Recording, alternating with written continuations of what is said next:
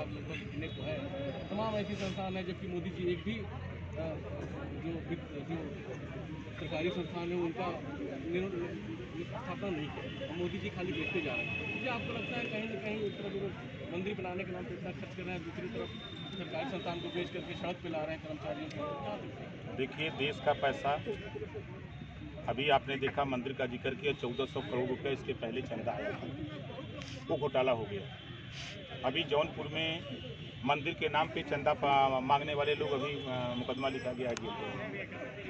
और ये चंदा जो उतारा जा रहा है, ये चुनाव के लिए उतारा जा रहा है, न कि मंदिर के लिए। ये चुनावी चंदा इकट्ठा हो रहा है।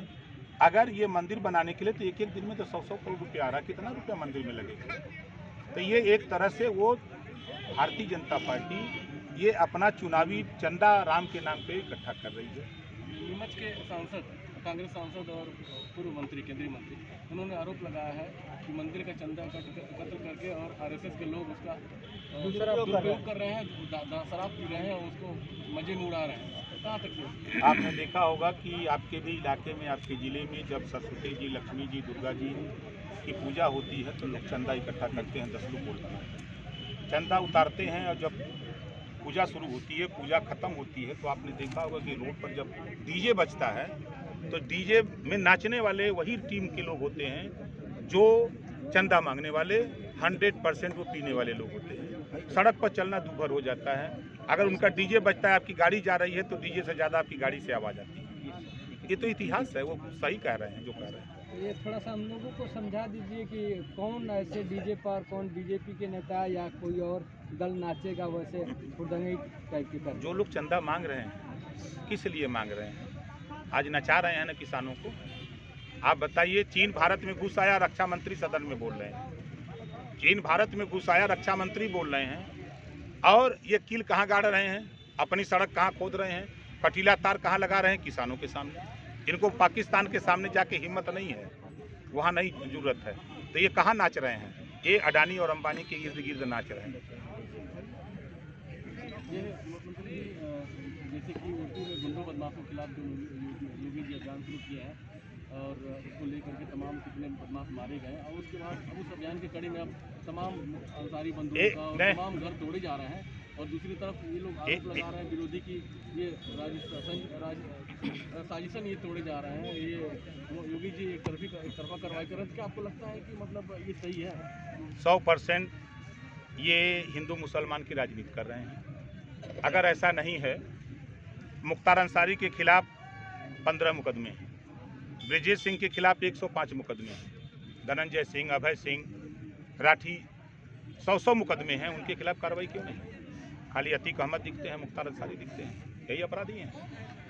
यही पिछड़े दलित अल्पसंख्यक जो सुई तक नहीं चला सकता, वही सुई को पकड़ करके रास्ता गैंगस्टर लगा के उसका काउंटर हो रहा है। तो ये सबसे मजेदार बात ये है कि इस तरफ अपराधियों के घर तोड़े जा रहे हैं, ठीक है, आप कार्रवाई कर रहे हैं, लेकिन दूसरी तरफ इनके जो मंत्री हैं तमाम इनके ऊपर जो आरोप लगे थे उनके मुकदमे खारिज कर दिए गए, क्लीन चिट दे दी गई, तो कहाँ तक? देखिए, अभी आपके बलिया में जब पाल की हत्या होती है, दिन में अपराधी को बचाने पूरी सरकार लग जाती है। आपने देखा कि हाथरस की घटना, 12 बजे रात को लाश जलाती है सरकार, और पूरे प्रकरण को अपराधियों को बचाने में सरकार लगती है। पत्रकार जाते हैं, उनके ऊपर मुकदमा। पार्टी के कोई नेता जाता है वहाँ उस मुसीबत में, वहाँ अपने फरियाद उनकी सुनने के लिए, तो उसके खिलाफ मुकदमा। और वहीं बगल में अपराधियों को बचाने के लिए पंचायत हो रही है, तो उस पर कोई कार्रवाई नहीं। तो ये सरकार अपराधियों को बचा रही है, अपराधियों को संरक्षण देने वाली सरकार है, माफियाओं को संरक्षण देने वाली सरकार है। आप उठा के देखिए, बेटी के साथ रेप हुआ, बेटी जेल में और चिन्मयानंद बाहर। अभी बेटी ऊपर चली गई और उन्नाव के सेंगर बाहर, बेटी ऊपर चली गई। तो ये अपराधियों को संरक्षण देने वाली सरकार है। अब जिस देश में फैसला दे करके राज्यसभा लोग बनने लगे, सुप्रीम कोर्ट के लोग, अब इससे बड़ा दुर्भाग्य क्या हो सकता है? पंचायत चुनाव को जिस उम्मीद से लोग कभी कांग्रेस, कभी सपा, कभी बसपा, कभी भाजपा को दे रहे थे, ये लोग थक गए जाते जाते। आज तक नाई का, गोड़ का, पाल का, प्रजापति का, बिंद का, केवट का, मल्लाह का, राजभर का, चौहान का, धोबी का, धरकार का, पासी का, खटिक का, हेला का बेटा आप बलिया से उठा करके चले जाइए बांदा तक, आप गाजीपुर से गाजियाबाद जाइए, आजमगढ़ से आप शुरू करिएगा, चले जाइएगा जो है आप दिल्ली के बॉर्डर तक, कहीं दरोगा नहीं मिलता है। ये सब लोगों को एहसास हो गया है कि ये सत्ता में बैठे हुए लोग हम लोगों को बरगला करके हमारा वोट लेके जा रहे हैं। तो ये लोग बड़ी संख्या में लोग खुद अपनी लड़ाई लड़ने के लिए भागीदारी संकल्प मोर्चा के साथ खड़े हुए हैं। ओवैसी का आपने दामन थाम लिया है, ओवैसी के साथ चल रहे हैं। क्या लगता है कि मुसलमान कहाँ जाएंगे? ओवैसी के यहाँ जाएंगे, आपके साथ आएंगे, या सपा में ही अपने पुराने घर में ही रहेंगे? देखिए, ओवैसी जी हक के लिए लड़ रहे हैं, राम सागर बिंद हक के लिए लड़ रहे हैं, ओम प्रकाश राजभर हक के लिए लड़ रहे हैं। और मुसलमान को लोग इस्तेमाल करते हैं फुटबॉल की तरह।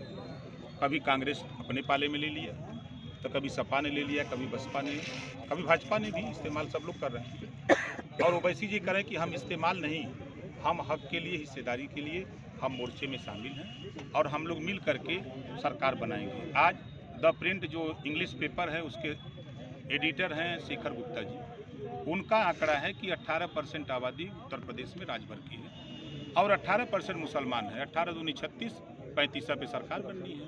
अभी हमारे राम सागर बिंद जी, हमारे बाबू सिंह कुशवाहा, किशोरा पटेल, प्रेमचंद प्रजापति, बाबूराम पाल, ये जो मोर्चे में हमारे 9 लोग हैं, ये लोग तो ऑलरेडी है ये हैं। इस बात से लोग परेशान हैं, जब बीजेपी महबूबा मुफ्ती से समझौता करके कश्मीर में सरकार बनाती है तब ओवैसी नहीं दिखते हैं, तब मुसलमान नहीं दिखते हैं। दिल्ली में सरकार बनती है, 2 मुस्लिम लीडर उनके पास होते हैं, मुख्तार अब्बास नकवी या शहनवाज हुसैन, और दोनों की शादी हिंदू की बेटी से होती है। मजे की बात तो ये, तब कोई हिंदू मुसलमान नहीं होता है। जब ये मुसलमान सपा कोड दे तो कोई दिक्कत नहीं, ये बसपा कोड दे कोई दिक्कत नहीं, ये कांग्रेस को दे कोई दिक्कत नहीं, ये भाजपा कोड दे कोई दिक्कत नहीं। अगर ये अपने हक के लिए ओवैसी के साथ खड़ा होकर के ओम प्रकाश से दोस्ती कर लिया तो लोगों को बुरा लग रहा है जो इनका इस्तेमाल किया। बीजेपी से अगर पुनः ऑफर मिले बीजेपी के साथ आने का, क्या आप वो विकल्प चुन सकते हैं? देखिए, वो कहावत हो गई कि हम अकेले लड़ना स्वीकार करेंगे लेकिन बीजेपी के साथ नहीं। किसान आंदोलन पर चर्चा करेंगे। किसान आंदोलन लगातार उसी तरह आंदोलन अब और भी कड़ा होता जा रहा है। सरकार अपना रुख स्पष्ट कर दी है कि हम किसी बिल वापसी की बात नहीं करेंगे। अगर किसान बात करे कानून संशोधन पर तो हम बात करने के लिए तैयार हैं। क्या कहना चाहेंगे किसान आंदोलन? देखिए, किसान कह रहा है कि हमारा धन दुगना न करो, और ये सरकार करे कि हम जबरी दुगना करें।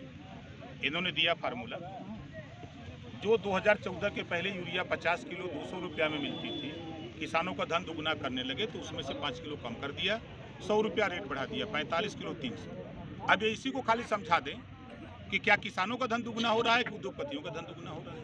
अडानी और अंबानी से इन्होंने पैसा लेकर के 8 महीना पहले, कानून बाद में पास हुआ, 8 महीना पहले मध्य प्रदेश हो, चाहे हरियाणा हो, चाहे दिल्ली हो, इनके गोदाम बन गए।